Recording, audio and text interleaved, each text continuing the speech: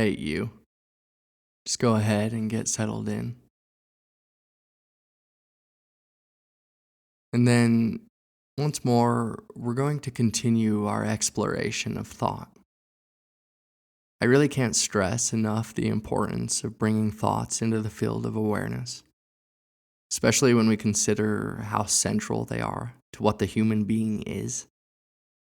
I mean, take thought away from the human, and what are you left with?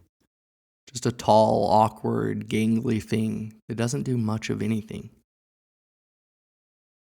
Compare us to a lizard or even another mammal like a deer, which comes out of the womb and immediately stands up and starts walking, and in no time is moving through its full repertoire of instincts and impulses.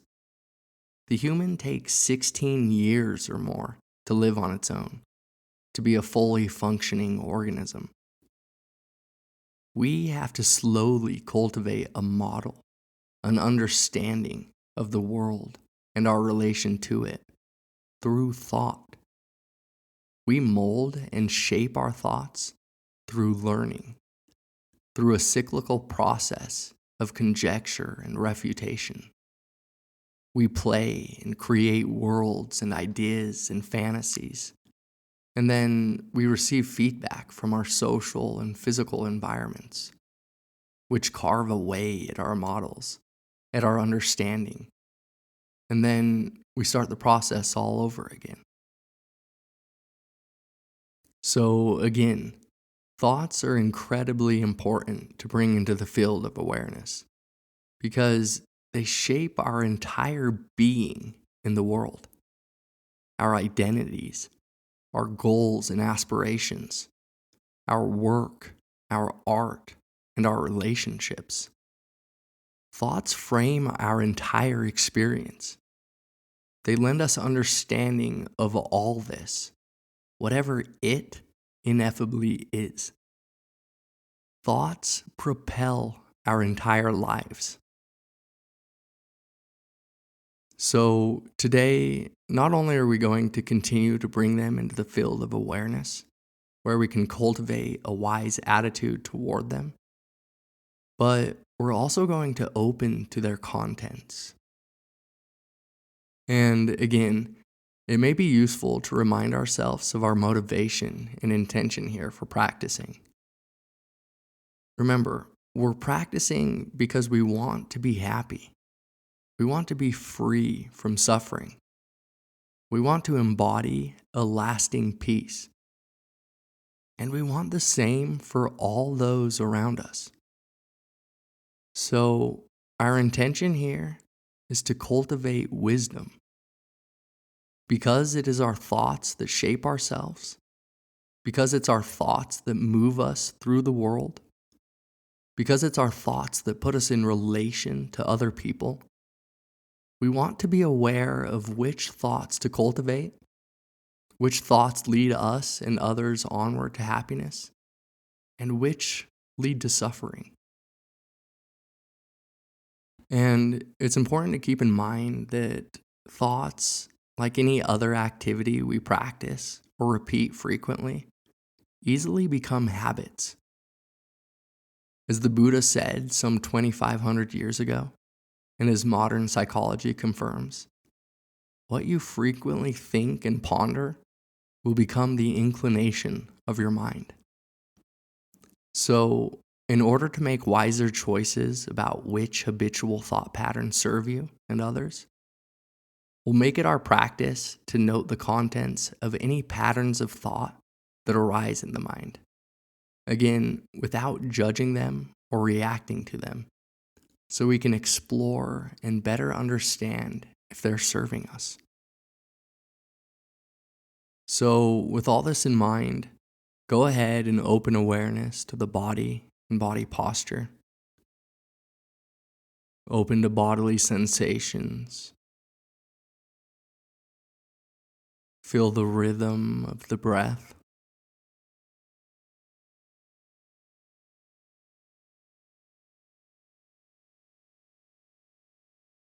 Open to sounds, just noticing how effortlessly they're known.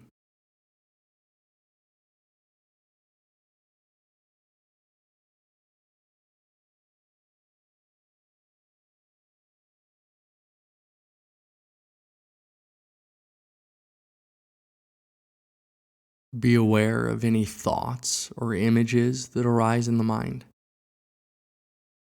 making the soft mental note, thinking, to emphasize the awareness of thinking.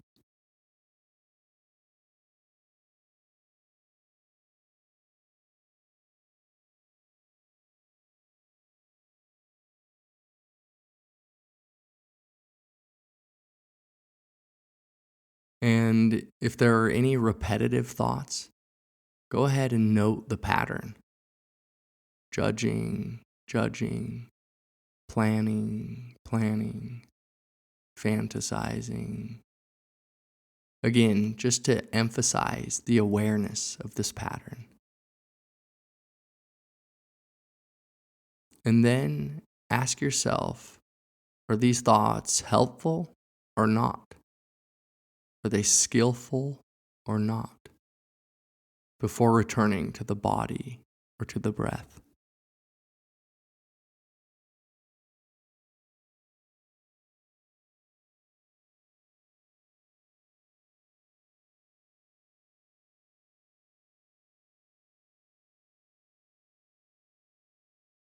And remember, thinking isn't a problem. It doesn't matter what thoughts arise. What matters is that you notice them and note whether they're useful or not. There's nothing further you need to do. Just allow all thoughts to come and go without reacting to them, just like sounds and bodily sensations.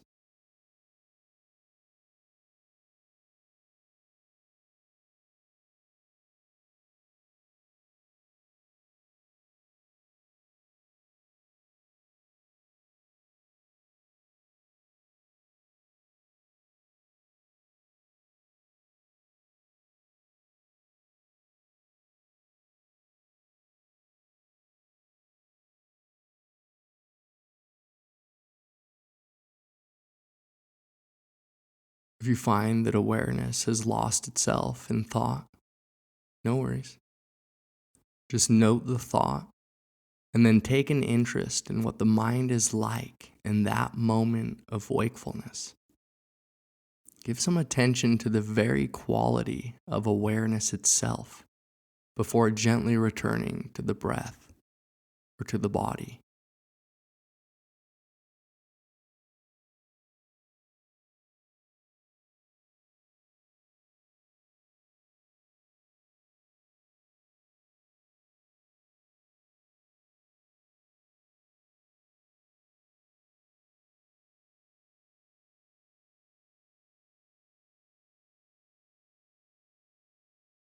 Again, note any thoughts or images that arise.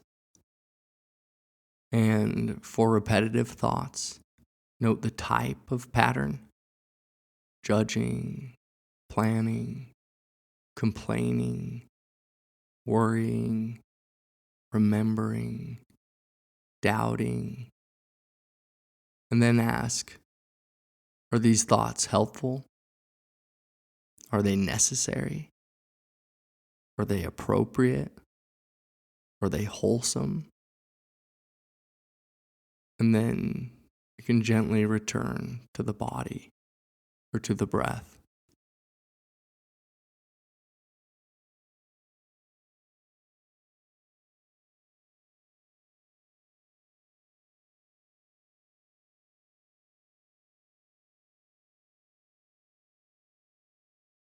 And if you find that a particular pattern persists and that it isn't helpful, then look at the thought directly, not at its content, but as a matter of direct experience, as a phenomenon. By investigating thought in this way, you can see that it's not much of anything. A little flash, a blip of energy moving in the mind. You can see directly for yourself its empty, insubstantial, and impermanent nature.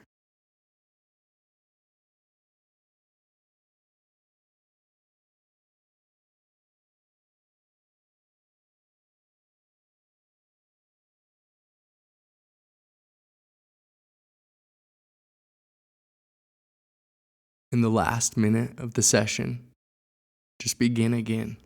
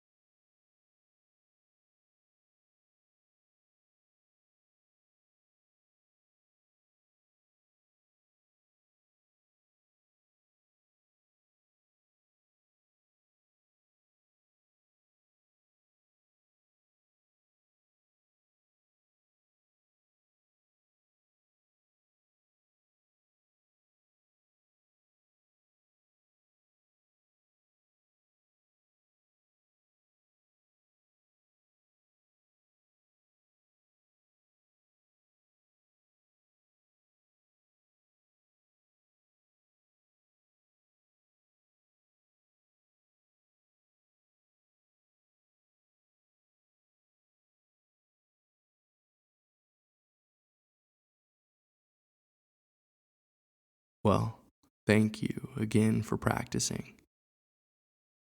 I'll see you back here tomorrow.